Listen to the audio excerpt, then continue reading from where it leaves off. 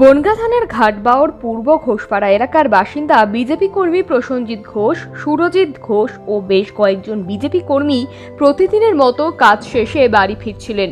অভিযোগ, ঠিক সেই সময় স্থানীয় বাসিন্দা তৃণমূল কর্মী চন্দন পাল সহ বেশ কয়েকজন যুবক ও মহিলা তাদের লক্ষ্য করে গালিগালাজ করতে শুরু করে। বুঝে ওঠার আগেই বিজেপি কর্মীদের ওপর চড়াও হয় তৃণমূল কর্মী চন্দন পাল, তরুণ ঘোষ, সুমন ঘোষ, বাপি মণ্ডল সহ দুজন মহিলা। রাস্তার উপর ফেলে বিজেপি কর্মীদের বেধড়ক মারধর করা হয় বলে অভিযোগ। পাশাপাশি ঠিক সেই সময় অভিযুক্ত তৃণমূল কর্মী চন্দন পাল ধারালো চাকু নিয়ে সুরজিৎ পালের ওপর চড়াও হয় বলে অভিযোগ। ঘটনায় গুরুতর আহত হয় সুরজিৎ বাবু। এরপরেই আহত বিজেপি কর্মীরা কোনো ক্রমে এলাকা ছেড়ে পালান।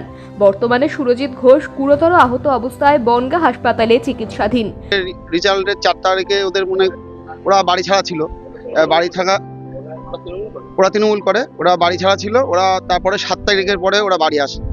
আসার পরে এবার দেখি ওরা কানাঘুষো এর বাড়ি ওর বাড়ি এর বাড়ি এসব করতে থাকে।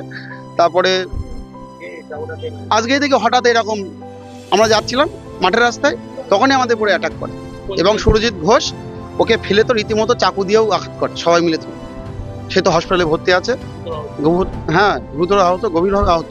সে তো একটা চোখ পুরো দেখতে পাচ্ছে না, অনেক জায়গায় ক্ষতবিক্ষত হয়েছে তার শরীরে। ঘটনায় আহত হয়েছেন প্রসেনজিৎ ঘোষ সহ আরও বেশ কয়েকজন বিজেপি কর্মী।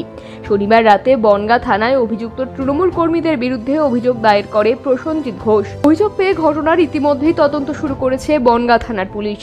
বাড়ির সামনে দিয়ে যাচ্ছিলাম, ওরা 4-5 জন ডাক দিল, ওই যারা কেএমসি করে ওরা ডাক দিল, ওদের বাড়িতে জন্মদিন হচ্ছিল। গেলাম, দেখি মারধর করলো 2 বোন ধরে। হঠাৎ কিছুই বুঝলাম না। এটা হলো ঘাটবাওর ঘোষপাড়া। এটা আমরা দীর্ঘদিন বিজেপি করি, এটাই আমরা জিতেছি। হ্যাঁ, পালাইছিল ওরা 7-8 দিন জেতার পরে পালাইছিল।